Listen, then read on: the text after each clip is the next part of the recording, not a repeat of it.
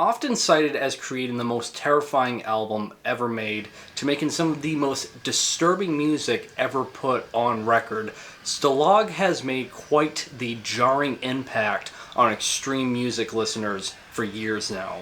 So much so that there are loads of videos here on YouTube alone all about Stalagg, of all different fan-made documentaries about this project, which begs the question, what am I adding by making a video about Stalagg? What hasn't been said at this point? The reason being, it's written in the title of this video, The Mystery of Stalagg.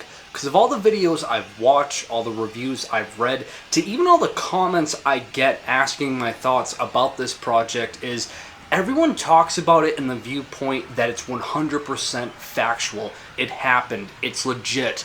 All the reviews and information provided by the anonymous members of this project is legit, and we're supposed to take it without question, almost, in a sense.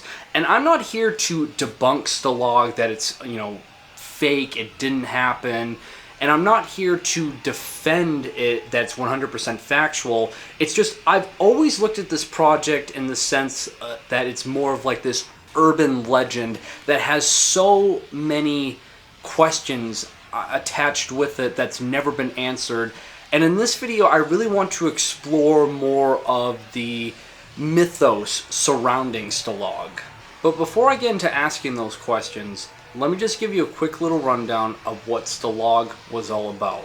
For those who are unaware, Stalagg was a Dutch industrial noise project that formed back in the year 2000. The project's name, Stalag, is in reference to the word Stammlager, which in English translates to main camp. And all of this is in reference to one of the many concentration camps to that controlled by Nazi Germany. The only other thing to point out with the project's name is that it has an extra GH at the end of it, which that stands for Global Holocaust. All of which being a metaphor for the idea of total extinction of human life, having more of this hateful and ultra-misanthropic mindset. So the controversy surrounding this project has nothing to do with the political views of it, but more so having to do with the idea that supposedly all the screams and vocals that you will hear on any Stalagg record comes from mentally insane asylum patients. They have a little over half a dozen releases in their discography, but they're mostly known for their trilogy full-length albums that consisting of Project Nihil, Project Terror, and Project Misanthropia. One would ask immediately, how does anyone have the ability to record mentally ill, insane asylum patients?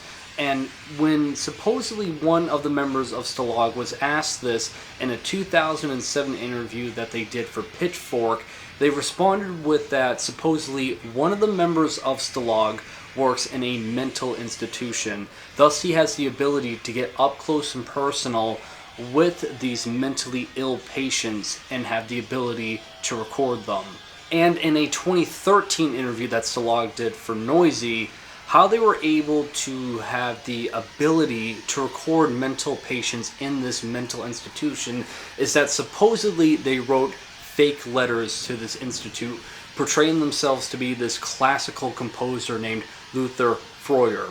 By doing so, it would convince the institution that the reason they're recording these mental patients is for a conceptual art piece.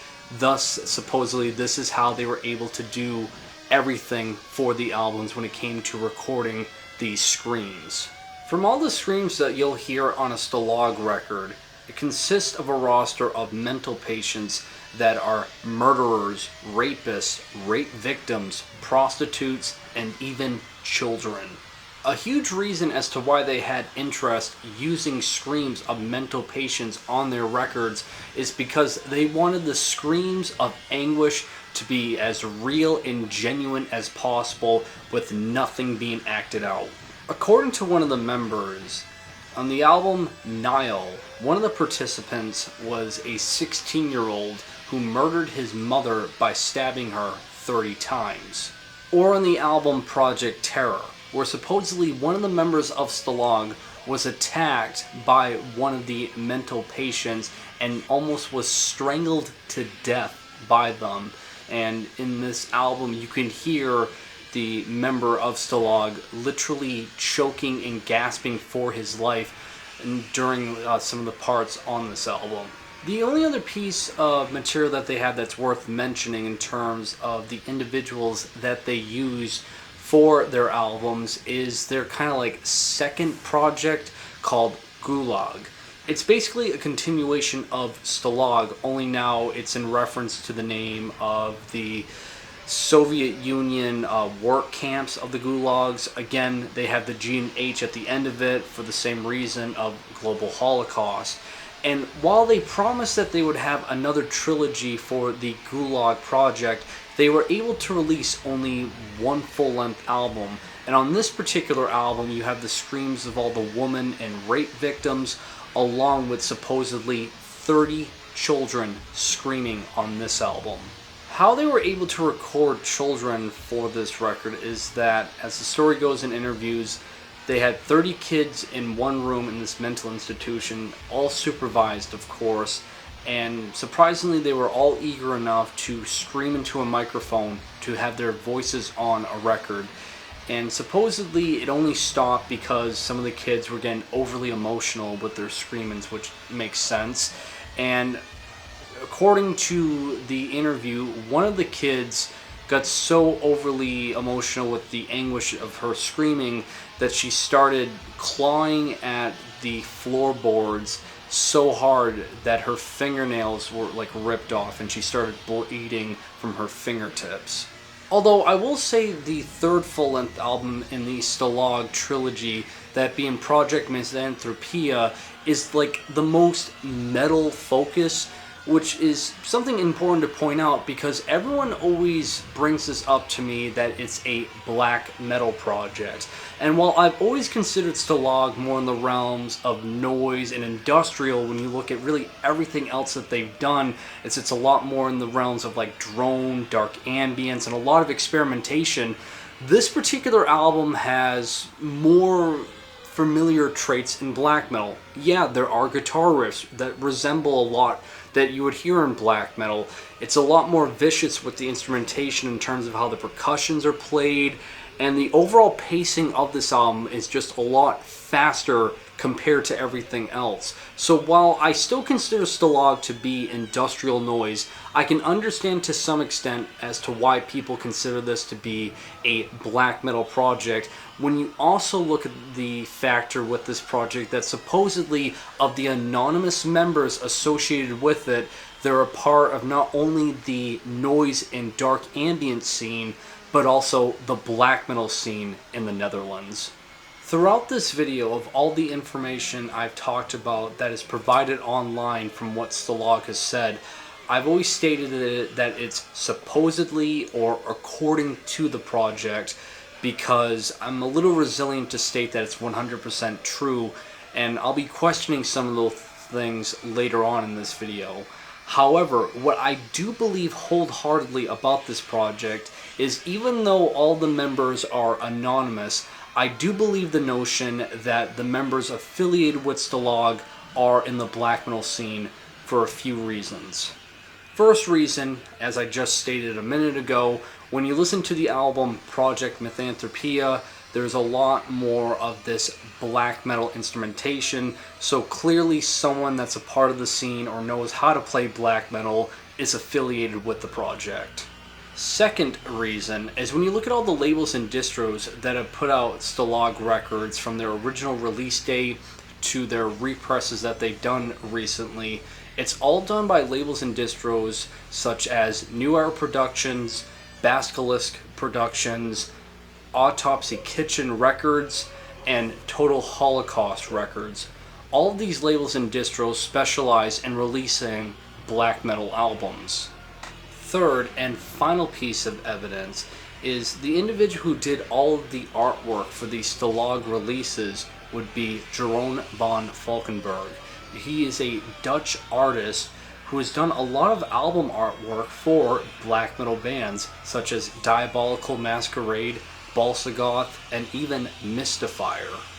So even though this doesn't pinpoint the exact person that is a part of Stalag, what's important to bring all of this up, at least to my perception, is it showcases whoever this individual is clearly is highly integrated in the Dutch black metal scene. If he's able to write the music for Stalag, have the distros put out the music for Stalag, showcasing that he has a lot of resources at his fingertips to do such a thing.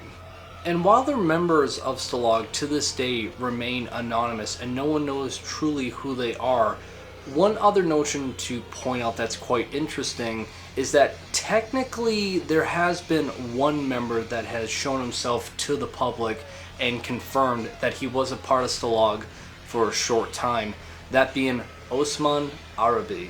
Originally, Osman Arabi resided in Lebanon, and how he got affiliated with Stalag for only, I think, a few short years is that he was highly interested in doing all the noises and distortion for the albums, that being both Project Nihil and Project Terror, which the individuals of Stalag agreed to.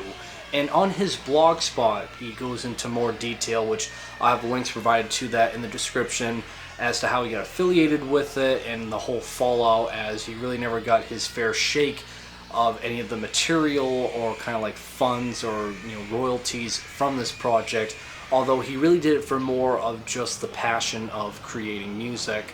But it's really interesting to know, at the very least, that we have at least one person officially claimed to be a part of Stalag at some point online.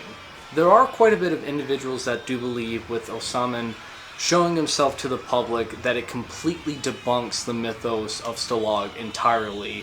And I just want to state the fact that it really doesn't, mainly because, as he stated in his blog spot, he only did the noises for those two albums. And yes, he resided in Lebanon doing so, and I can understand the confusion, as he's in Lebanon doing the noises for the album, and Stalag is supposedly from the Netherlands. However, there's a lot of bands and projects out there that have members that are totally long distance from each other, all doing separate things to contribute to an album. So even though he resides in Germany today, Osman, as of 2013, and in this particular time period he lived in Lebanon, it doesn't debunk any of the information about Stalag, as he never stated that it was just him doing it. He confirms that he still worked with the project in some kind of a way. So I just want to state that here, that even though we have like a confirmed unofficial member of Stalag, it still leaves us with a lot of questions as, again, who really is Stalag to begin with. There was also this rumor spread around about Stalag, and I can't find as to who started this rumor, so I can't cite it. People have stated that Metal Injection started it, but again, I cannot confirm this, that supposedly the members of Stalag kidnapped half a dozen of the mental patients and brought them to an abandoned church to record an album, which makes absolutely no sense as to why they would do that. I don't know how this would add or subtract from just recording it in the mental institution to begin with. And even if they did do that, that would be so against the law in every which way possible that they definitely would have been caught, arrested, and the whole mythos and secrecy of this project would have exploded, and there really wouldn't be any more kind of mystery surrounding this project. So that rumor, I completely do not believe at all. With all of this stated, I've been talking about everything that you can find online about Stalag right now.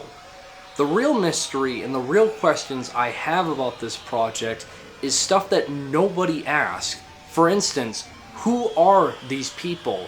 And I'm talking not about the members associated with Stalag, but who are these mental patients? There's nothing stating who these people are.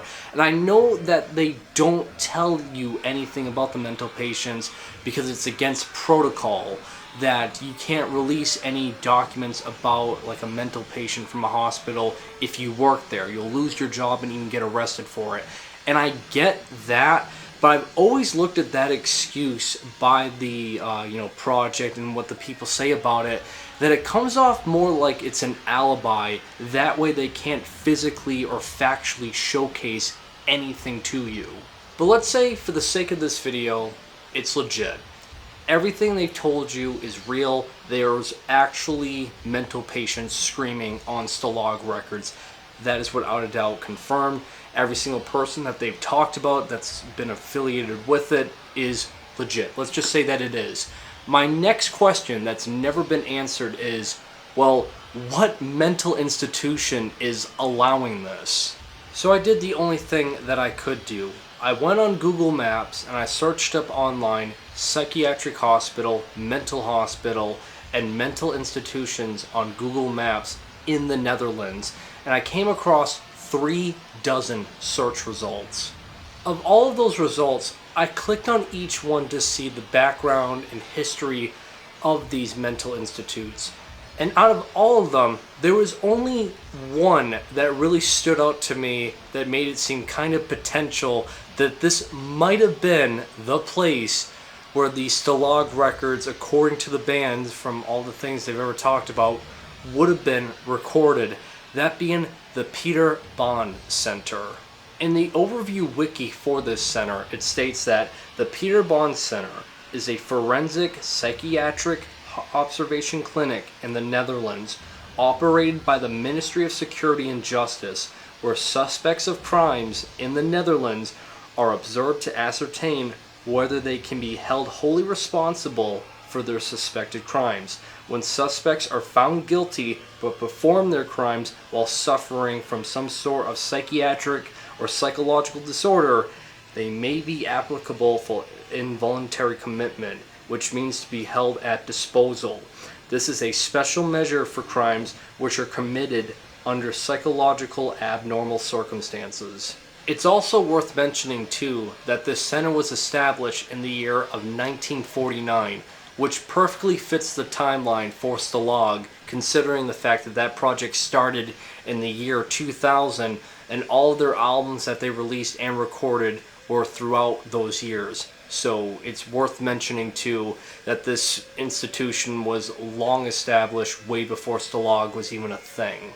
And the last bit of compelling information that I gathered that kind of convinces me that it might have been the Peter Bond Center as to where Stalag recorded their albums is that I came across this website called Dub, and they did a report that 17 students went to the Peter Bond Center to partake in this multidisciplinary bachelor course. And the report goes that they went into the institute, they had to do all their bag checks and all the precautions in order to enter that mental hospital. And when they came across the recreation room, it stated that that room was made for inmates to pray together and create music as well.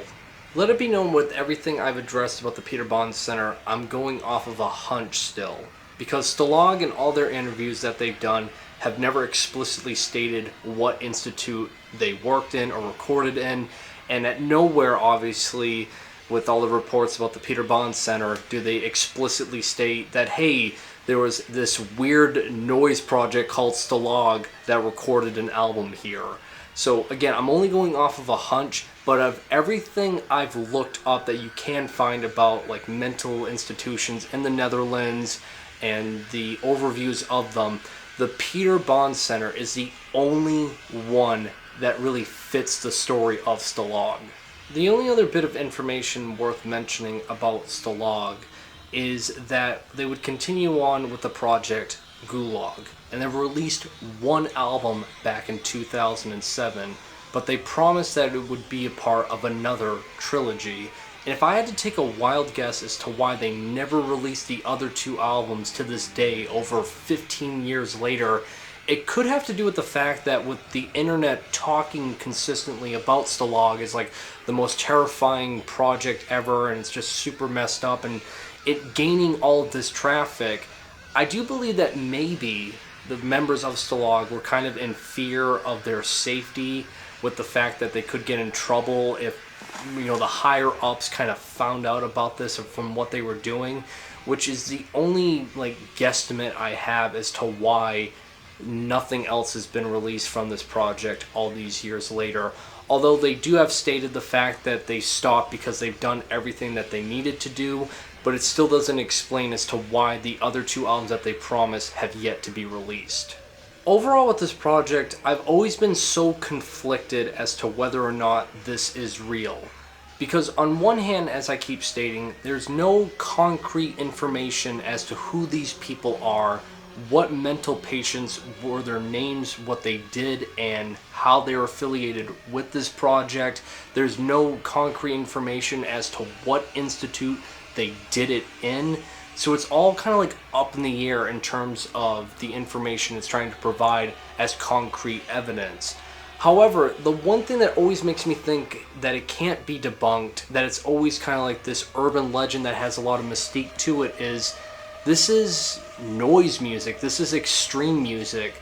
You know, you look at its history, there's so many insane things people have done to create art and extreme music, and this is no different. I know maybe in the realms of extreme metal, a lot of people consider it to be very disturbing, but in the worlds of power electronics and noise, I'm not stating this to be an insult, but this is kind of like a normal thing to come across, I feel like, considering just all the extremes people will do to create music.